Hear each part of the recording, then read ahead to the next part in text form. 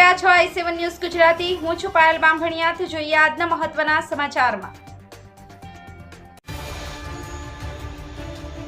2024ની લોકસભા ચૂંટણીના પડઘમ વાગવાના અને આચારસંહિતા અમલી બની ચૂકી છે, ત્યારે ચાકલિયા વિસ્તારમાં દારૂની હેરાફેરી કરતા બુટલેગરોની રેલમછેલમ જોવા મળી રહી છે। મળતી માહિતી મુજબ ઝાલોદ તાલુકાના ચાકલિયા પોલીસ સ્ટેશન હદ વિસ્તારમાં મોજે કાકરા કુવા ગામે કાકરા કુવા અને મૌડી ગામના મોબાઈલ ટાવરની નજીક તારીખ 22/3/2024ના રોજ રાત્રિના 9 થી 10 આરસામાં એક ઇકો વાહન નંબર GJ20A05391 ઇકો ગાડીમાં બિયરની પેટીઓ સાથે ચાકલિયાથી દાહોદ તરફના રોડ પર જઈ રહી હતી, પરંતુ કોઈ કારણસર વાહન ગફલતભરી હાલતમાં હંકારી જતા લોકમુખે જાણવા મળતા પોલીસ પાછળ પડતા વાહન 2 થી 3 ગુલાટી મારી ગઈ હતી। સ્થાનિક લોકોના ટોળેટોળા ભેગા થઈ જતા અને લોકોએ વાહનમાં ઈસમોને બચાવવાના પ્રયત્નો કરી વાહનોને બેઠું કરી અને વાહનમાં કાઢેલું જણાવ્યું હતું।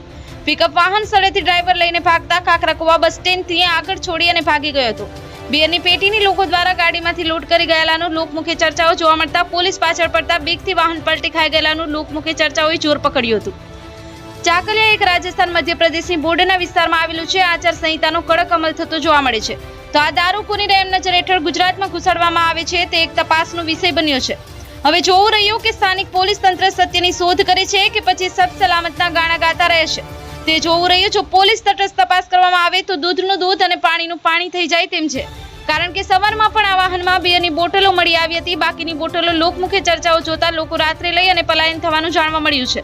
હવે જોવું રહ્યું કે ગાંધીના ગુજરાતમાં કેટલું સત્ય અને કેટલું અસત્ય જોવા મળશે તે જોવું રહ્યું। સંવાદદાતા કાળુભાઈ ડામોર સાથે cameraman Sensing Bariya, i7 news Gujarati. Ramesh સત્યની સાથે લાઈક કરો, શેર કરો, સબસ્ક્રાઇબ કરો i7 ન્યૂઝ ગુજરાતી।